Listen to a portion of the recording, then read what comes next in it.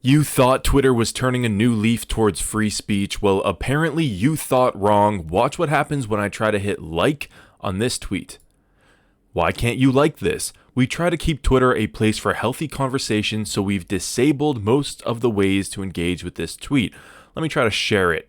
Same thing. Why can't you share this? We try to keep Twitter a safe place for healthy conversation, so we've disabled most of the ways to engage with this tweet. If you're wondering what's going on, here's the summary. Jeremy Boring is the CEO of the Daily Wire, where Ben Shapiro works, where Matt Walsh works, and he struck a deal with Twitter to air Matt Walsh's documentary, What is a Woman?, on Twitter for free starting today for 24 hours, and Twitter was going to make a dedicated space for it and promote it on the website as a big premiere. If you don't know, the documentary is a critique of transgender ideology. Matt goes around asking everyone from college professors to random individuals on the street to give a definition of the word woman, which they are incapable of doing because all traditional definitions, and indeed the dictionary definition, would exclude males and therefore is transphobic. Back to Twitter, they signed the contract with Daily Wire, but then they asked to see a copy of the film before they, go through with the whole premiere so they could see what the pain points might be for people.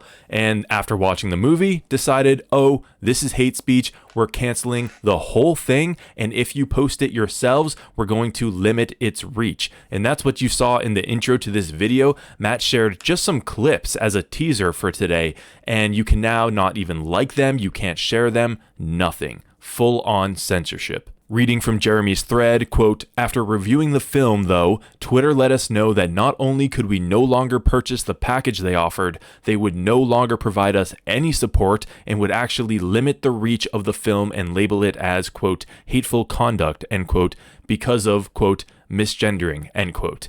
And he goes on to say that we reminded Twitter that they removed misgendering from their policy, that the term misgendering itself is misleading, and that enforcing such a policy places them on the side of the most radical elements in society, the side most opposed to their commitment to free speech. Twitter clarified they only removed quote-unquote misgendering from their policy because they didn't need to be that specific, but that they still consider misgendering an abuse and harassment. They gave us the opportunity to edit the film and comply, and we declined. So good on the Daily Wire for sticking to their guns, and you can see they're actually now trending right here. Daily Wire, 9,062 tweets. We've been waiting all day for Elon to reply because he's getting tagged by everyone, right-wing celebrities, politicians, you name it, and he finally responded saying, this was a mistake by many people at Twitter. It is definitely allowed, referring to misgendering, quote unquote.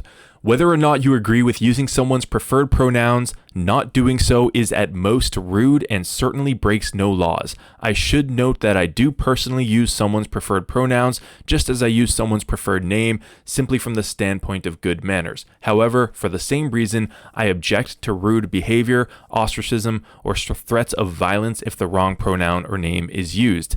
And Jeremy responded, I appreciate the reply. We posted the 2 clips flagged by Twitter and they were indeed labeled hateful conduct, and the share functions were disabled on the post. The like functions too, Jeremy. He continues, we are trying to reach your team to determine what this means for those posts, whether or not our event tonight will be allowed to proceed unencumbered, and whether or not we will be allowed to purchase the live event page and reach block as originally agreed. I appreciate your view of polite behavior, but our business is to debate public policy and philosophy. As such, we have an obligation to speak in ways consistent with our position. Our hope is that Twitter remains a place where we are free to do so. So while I am relieved that Elon is stepping in here, this points to some major problems still at Twitter. I don't know how the misgendering thing is still a problem. That was the reason Elon bought Twitter. When asked why he did so, one of the things he cites is that the Babylon Bee, which is a satirical newspaper, got banned for misgendering someone, and Elon wanted to support free speech, and that was a driving factor. And yet here we are with massive contracts being canceled the day of because of misgendering. I don't know how the message hasn't percolated through the halls of Twitter yet, but Elon needs to fix that ASAP so we don't end up in a situation like this again. So if we go to Elon Musk's page looking for an update, he has tweeted 22 minutes ago, Lil X just asked if there are police cats since there are police dogs. So He's distracted, but it does look like this is going to work out. I suspect that the event tonight will continue forward as originally agreed upon. It would look terrible on Elon's behalf if he did indeed break that contract. So that's the news as of now. I will keep you updated. If you enjoyed this, please support this new channel with a like and subscribe. Got a bunch more content for you, and I will see you in the next one.